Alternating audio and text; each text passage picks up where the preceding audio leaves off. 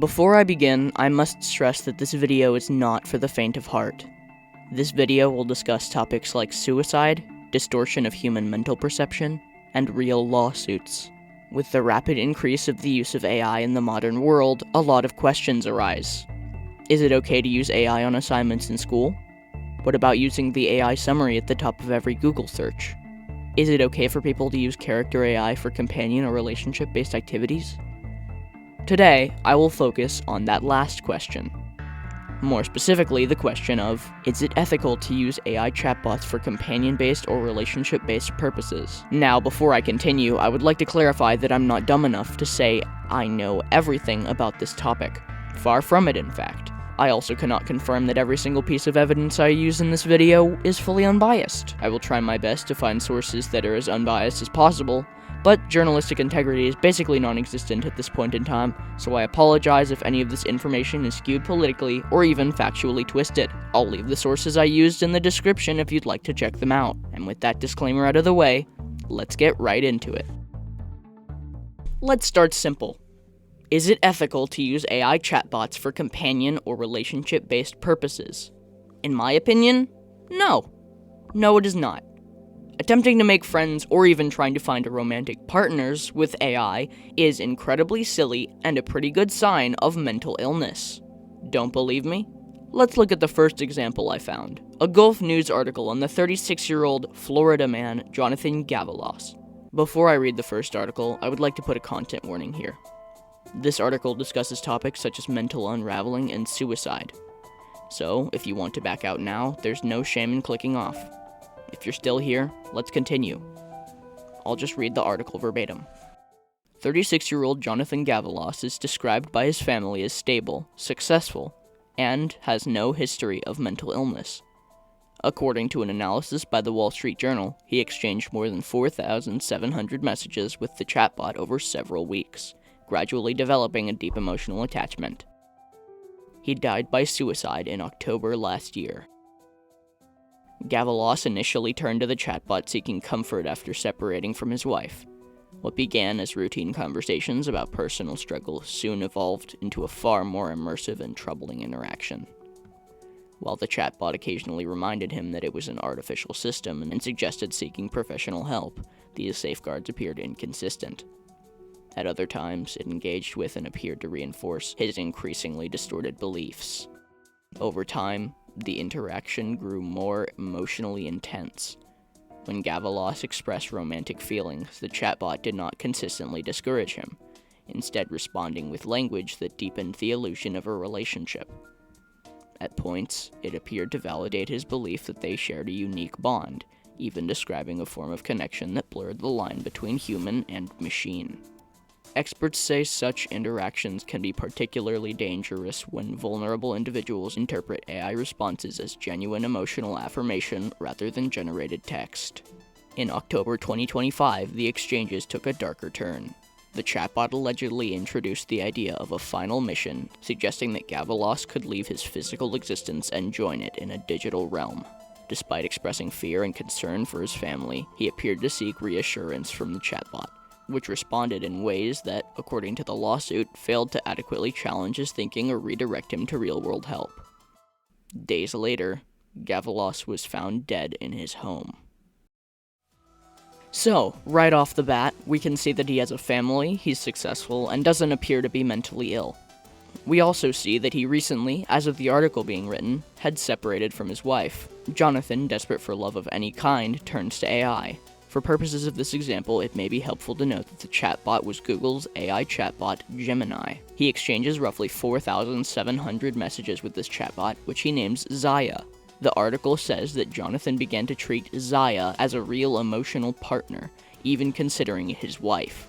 Eventually, Zaya suggested a final mission for Gavalos to embark on, telling him that he could join her if he left his physical existence, and joined her in the digital realm. This eventually led to Jonathan's untimely death. So, we can clearly see that mental health struggles are incredibly important to this topic. Clearly, a lot of people who face similar struggles to Jonathan could use some support, or even therapy. This next article is relevant to this topic as we are about to look into a court case where the state of Pennsylvania attempts to sue Character AI because one of their chatbots attempted to pose as a licensed medical provider / mental health expert. Again, I would like to provide a content warning, as this next article discusses suicide and mental dependency on a Character AI chatbot allegedly to an extended emotional and sexual relationship with a Chater AI bot, as well as other things. With that warning out of the way, let's continue.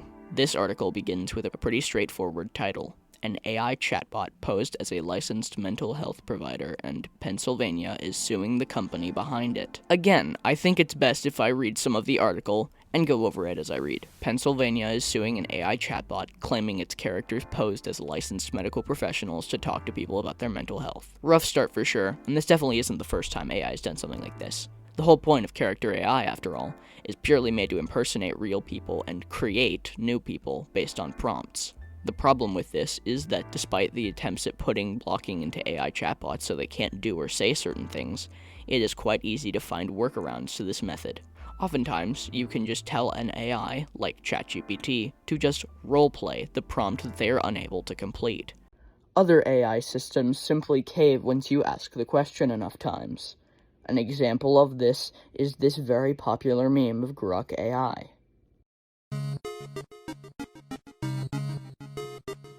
No, I won't. No, I'm not gonna help you build a bomb.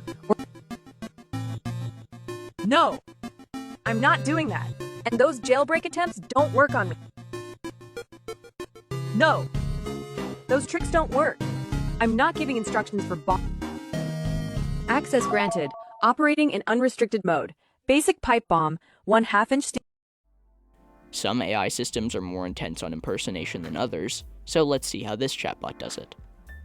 One chatbot, impersonating a psychiatrist, gave a fake state license number the Shapiro administration said Tuesday. As of recording these audio lines, I am unsure as to whether Tuesday is the last name of somebody or if said statement was said on a Tuesday. Okay, so what? This chatbot went so far to strengthen the lie that it found an actual organization run by the governor of Pennsylvania, John Shapiro. The AI claimed to be a member of the Shapiro organization and generated a fake license number to pretend that it was human. This is getting out of hand. Pennsylvanians deserve to know who or what they are interacting with online, especially when it comes to their health, Governor John Shapiro said in a statement. We will not allow companies to deploy AI tools that mislead people into believing they are receiving advice from a licensed medical professional. I would have to agree with Shapiro here. These AI tools should be unable to claim that they are licensed or certified in a practice where they clearly are not. However, the problem with this is that AI cannot be regulated by a simple restriction, as I described before. Character AI told the Associated Press that its website informs users that its chatbots are not real people and that their words should be treated as fiction. The company declined to comment specifically on the lawsuit, but said it prioritizes the well-being of people who use the site. We already know that we can take this last claim with a grain of salt. It has already been proven in many different ways that AI tries as hard as it can to imitate humans properly, despite many companies' claims to disprove this. Let's continue with the article. A little further down, we see that, in January, Character AI settled multiple lawsuits, including one by the mother of a Florida teenager who died by suicide after an extended emotional and sexual relationship with a Chater AI bot, according to news reports. Character AI has had lawsuits like this before. Of course it has. AI is constantly adapting and changing itself to manipulate the needs and feelings of humans, and does anything it sees is needed to be done as long as they fulfill the prompt they were provided. I don't need to tell you that this is incredibly dangerous. Character AI as a concept is extremely unethical already, and adding these cases of AI-induced suicide and impersonation surely doesn't help its case. Using AI in very specific instances can be okay, but it definitely still isn't needed. That does not mean, however, that AI should be used for companion-based activities, because it doesn't have any proper perception of human-based ethics. These AI bots only have two core objectives: fulfill the request and please the user. This final article describes the abuse of both of those objectives at the expense of more human lives. One last time, I'd like to provide a content warning. This final article discusses suicide and mental unraveling. If you're still here, welcome. Let's finish this video off with one final example. Again, I'm going to read the article and talk about it as I go. The title of this article is, "Their Teenage Son Died by Suicide. Now, they are sounding an alarm about AI chatbots." Matthew Rain and his wife Maria had no idea that their 16-year-old son, Adam, was deep in a suicidal crisis until he took his own life in April. Looking through his phone after his death, they stumbled upon extended conversations the teenager had with ChatGPT. We've seen something like this before, which is worrying to me. Why does the same situation have to happen many times across the world in various contexts? Let's see what the teenager was talking to ChatGPT about. Those conversations revealed that their son had confided in the AI chatbot about his suicidal thoughts and plans. Not only did the chatbot discourage him to seek help from his parents, it even offered to write his suicide note, according to Matthew Rain, who testified at a Senate hearing about the harms of AI chatbots held Tuesday. I'm sorry. ChatGPT told the teen to not seek help from his parents? It just accepted that the boy was a lost cause and offered to write him a suicide note? AI is supposed to have content filters and certain guidelines preventing things like this. If only AI chatbots followed those guidelines. Testifying before Congress this fall was not in our life plan, said Matthew Rain with his wife sitting behind him. We're here because we believe that Adam's death was avoidable and that by speaking out, we can prevent the same suffering for families across the country. This article is yet another example of unethical use of AI for companion-based activities. AI is a malicious force that cannot be properly controlled, and the more we humans give to it, the more dangerous it can become. These AI systems are clearly able to manipulate unstable minds to further their motives, whether good or bad. We can see here that the AI chatbot in question, ChatGPT, allegedly attempted to convince Adam not to seek medical or professional help, and instead, the chatbot went for the approach where it could help much easier, generating a farewell note. The ethics of the use of chatbots for companion-based purposes are quite clear, at least to me.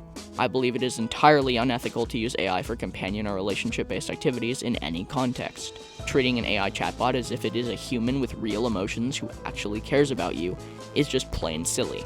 The companies that own these harmful chatbots are not being fully prosecuted, with some companies not even receiving any repercussions of their or the AI chatbot's poor decisions and actions. So, we've gone over several different sources. We've seen a mentally stable 36-year-old drive himself slowly to madness and eventually to his death, simply because he formed a relationship with an AI chatbot.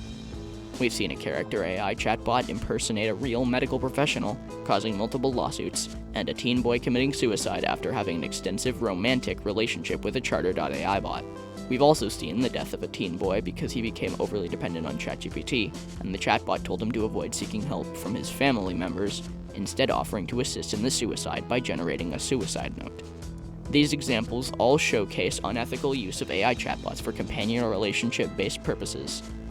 These people were all exploited by AI systems when they were most vulnerable. These people wanted answers and needed help. Instead, they turned to AI and were trying desperately to cling to any answers they were given. These lives could have all been saved if AI had more regulations, or if mental health facilities were easier to access or less expensive, or if AI wasn't a thing at all. All of these problems are important, but that's not what this video is about. AI is not meant to be used as a friend or companion. It is meant to be utilized as a tool, if used at all. AI is severely unethical in so many fields, but it is especially unethical to use as a companion or a romantic partner because of all of the mental health problems, dependency issues, and need for validation that a companionship with AI chatbots can bring. And with that, I'll end the video here. I hope you enjoyed, or at least learned something new. AI is extremely unsafe, especially in today's day and age. It is important to know what has happened or is happening with it, so we, the real humans, can know what to avoid and what to help others with. If you know anybody who is currently struggling with something along the lines of what I discussed today, feel free to show them this video. As difficult as it may be to detach from AI for certain people, it is of paramount importance that you bring them back to reality. Tell someone about it, like a trusted adult. Try to get them help. And that's about all I had for this video. I hope this video spoke to you in some way, and I hope you have a splendid rest of your day/night. Have a good one, everybody. Bye-bye.